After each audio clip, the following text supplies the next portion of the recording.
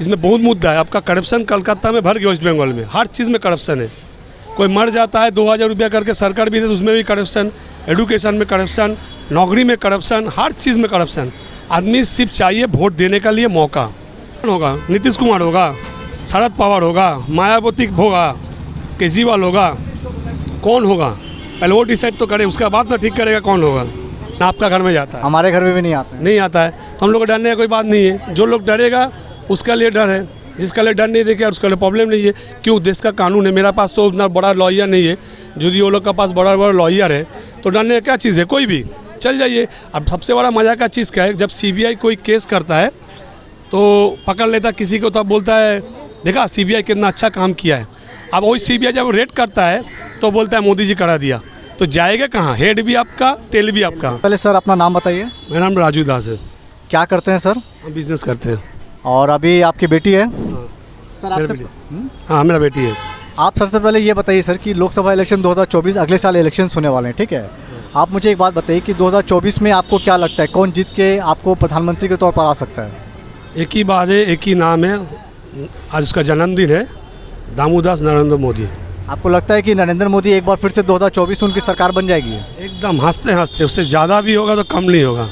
आप एक बात बताइए, जिस तरीके से यहाँ पे मैंने बहुत सारे लोगों से हमसे बात की कि बेरोज़गारी एक बहुत बड़ा यहाँ पे मुद्दा है, शिक्षा है, स्वास्थ्य है, सड़क। आपको लगता है 2024 में इन सब मामलों के बावजूद भी प्रधानमंत्री नरेंद्र मोदी अपनी सरकार को एक बार दोबारा फिर से जीत दिला सकते हैं?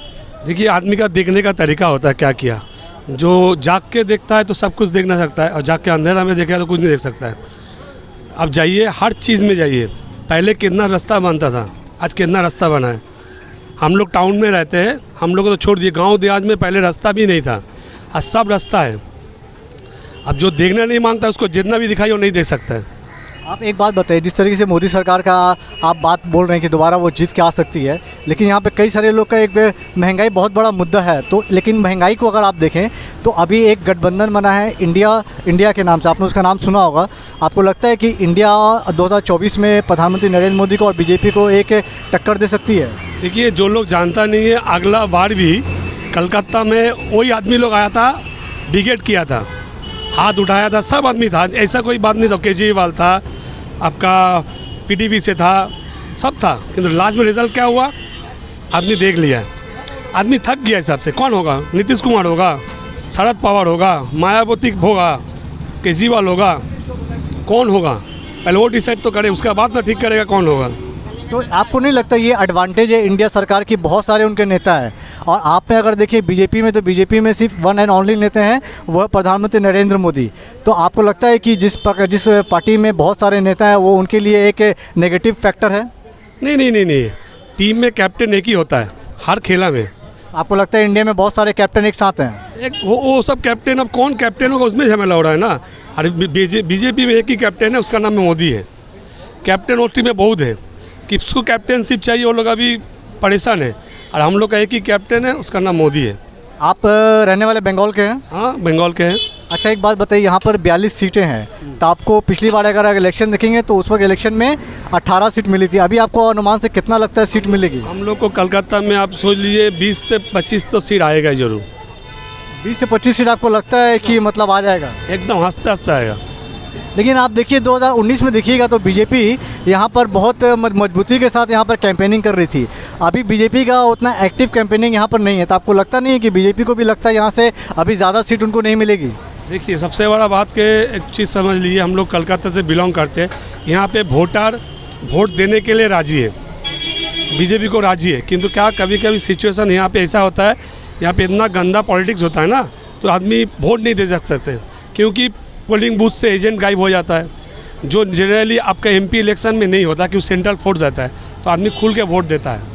और बाद बाकी इलेक्शन में दे नहीं सकते, से पंचायत हो, एमएलए हो, काउंसिलर हो, क्योंकि लोकल एडमिनिस्ट्रेशन रहता है, लोकल पुलिस रहता है, बहुत तकलीफ होता है, आदमी घर से वोट नहीं दे सकता है। लेकिन एमपी इलेक्शन में आदमी हंसते हंसते चाहता है, वोट देता है। और देखिएगा इस बार इसमें बहुत मुद्दा है। आपका करप्शन कलकत्ता में भर गया, वेस्ट बंगाल में हर चीज़ में करप्शन है। कोई मर जाता है 2000 रुपया करके सरकार भी दे तो उसमें भी करप्शन, एडुकेशन में करप्शन, नौकरी में करप्शन, हर चीज़ में करप्शन। आदमी सिर्फ चाहिए वोट देने का लिए मौका। तो अभी आपको लगता है कि इतने करप्शन के बावजूद भी बीजेपी यहाँ पे मुद्दा उठाएगी और इस मुद्दे का बीजेपी को फ़ायदा मिलेगा? हर चीज़ में पंचायत इलेक्शन में देखिए ना हम लोग कितना पीछे था और 10,000 हम लोग को जिला परिषद मिला है तो आदमी देने के लिए राजी है भैया। किंतु मेन चीज़ है एडमिनिस्ट्रेशन को ठीक रहना होगा, जो वोट दे सकता है आदमी, ये चीज़ बहुत ज़रूरी है। बंगाल में जो अदर स्टेट में होता है, अदर स्टेट में वोट का जैसा होता है, बंगाल में वोट होता है एक तो खूनी का एकदम माहौला बन जाता है। एक चीज़ और बताइए, आपके परिवार में कितने लोग हैं? मेरा परिवार में हम लोग 15 आदमी हैं। तो आप लोग किसी एक पार्टिकुलर पार्टी को देते हैं या आधे लोग किसी और पार्टी को देते हैं, आधे लोग किसी और पार्टी को देते हैं? देखिए जब कोई भी अलग अलग मुद्दा पे अलग अलग वोट देता है, किंतु जब देश का मुद्दा आता है तो मोदी जी को देता है। देश का मुद्दा आता है तो जब आप मोदी जी को वोट देते हैं। दूसरी चीज़ एक बताइए, यहाँ पर आप लोग बेरोज़गारी को लेकर आपके परिवार में कोई भी ऐसा शख्स है जो नौकरी की तलाश में हो या कोई? नहीं, हम लोग सभी मेरा पिताजी गुजर गया, वो भी कंपनी में था गवर्नमेंट का। अभी भी हम लोग बिजनेस में, देखिए अभी हम लोग ऐसा कोई बात नहीं है। मैं मोदी जी को एक तो चीज़ करना है, जो नेता लोग का जो करप्शन है वो जिस दिन मोदी जी ख़त्म कर देंगे, हमको लगता है एकदम जो बेकारी जो बात है कोई प्रॉब्लम भी नहीं है। किंतु करोड़ों करोड़ रुपया सब देश का नेता लोग का पास रहता है। तो ये आप नेता किसके लिए बोल रहे हैं? बीजेपी के में भी हो सकते हैं, कांग्रेस में, सब पार्टी के लिए बोल रहे हैं? सब पार्टी के लिए ये एकदम कानून एकदम होना चाहिए। करप्शन सब पार्टी में आपको लग रहा है? सब पार्टी में हर कोई बोलेगा नहीं मेरा पार्टी में नहीं है। कोई कंट्रोल रहता है, किसी को कंट्रोल नहीं रहता है। मोदी का जब सामने आता है तो मोदी जी उसको ठीक से कंट्रोल करता है, बाद बाकी तो छोड़ दीजिए। तो ये चीज़ हम बोलेंगे मोदी जी को, जो सर आप जो भी कीजिए, देश का आदमी ये चीज़ ज़रूर मांगता है, करप्शन रुकना चाहिए। देश नेता लोग का करप्शन सबसे बड़ा, नेता लोग करप्शन, क्योंकि आदमी खाटता है, सब कुछ करता है। नेता लोग क्या करता है, एक साल में एक दिन में करोड़ रुपया कमा लेता है, जो जिंदगी आदमी का निकल जाता कर नहीं सकता है।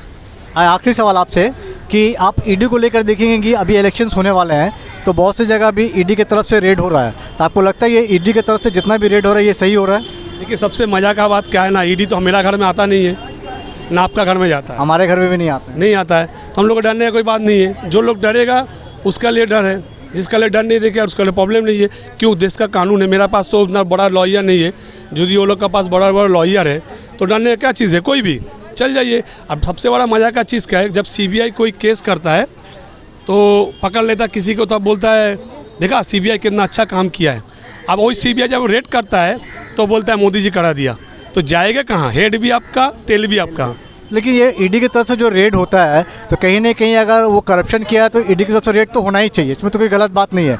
बहुत सारे नेताओं से हमारी बात हुई, उनको भी यही कहना है कि ईडी के जो तरफ से जो रेड होता है वो एक तरफा रेड होता है। प्रॉब्लम यहाँ पर एक तरफा रेड की बात क्यों रही है? देखिए कोई भी सरकार में रहता है, तो जब कांग्रेस गवर्नमेंट भी था तो भी था, या भी बीजेपी गवर्नमेंट हो सकता है। कि तो मेरा बात है, वही सिंपल बात है, मेरा घर में पैसा नहीं है, हमको डर नहीं है।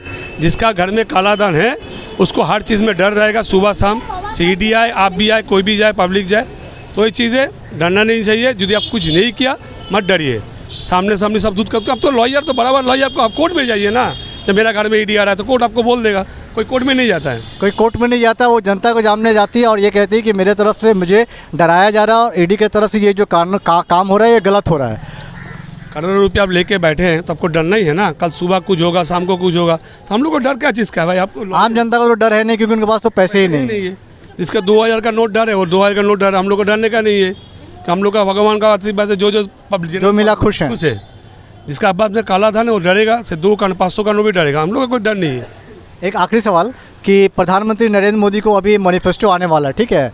हर सब पार्टी अपनी अपनी तरफ से मैनिफेस्टो में बहुत सी चीज़ डालेगी, तो आपके तरफ से मैनिफेस्टो में क्या होना चाहिए, क्या होना इंक्लूड होना चाहिए? मेरा तरफ से सबसे बड़ा 2 चीज़ बड़ा बहुत देश का मुद्दा है, एक करप्शन और एक चीज़ के लिए इंडिया बहुत पीछे चल जाता है, और देश का सबसे बड़ा मुद्दा है ज़मीन का मामला, जो जिंदगी भी गुजर जाता है। जो रियल एस्टेट मुद्दा होता है पब्लिक का, आपका खेत का देश में, वो चीज़ बहुत शॉर्टली टाइम में, नहीं तो 1 साल बाद साल गुजर जाता है आदमी ज़मीन का, भाई खरीद नहीं पाता है, भाई में लड़ाई हुआ, जो मतलब आपका वही सब प्रॉब्लम जो भी गाँव देहात में होता है, कलकत्ता में भी है। वो चीज़ को बहुत ज़रूरी कानून बनाना है।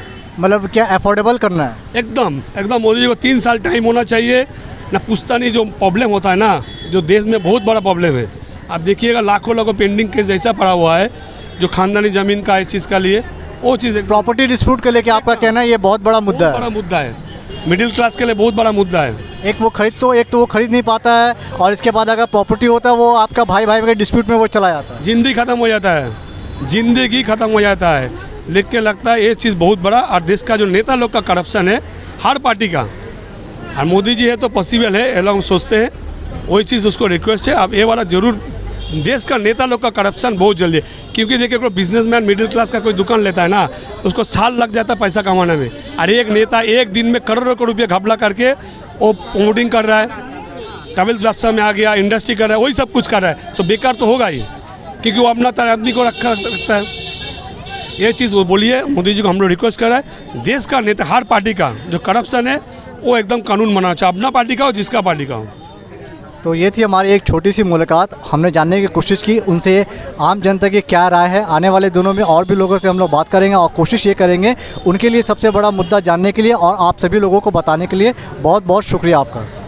थैंक यू सर, और भारत माता की जय। भारत माता की जय।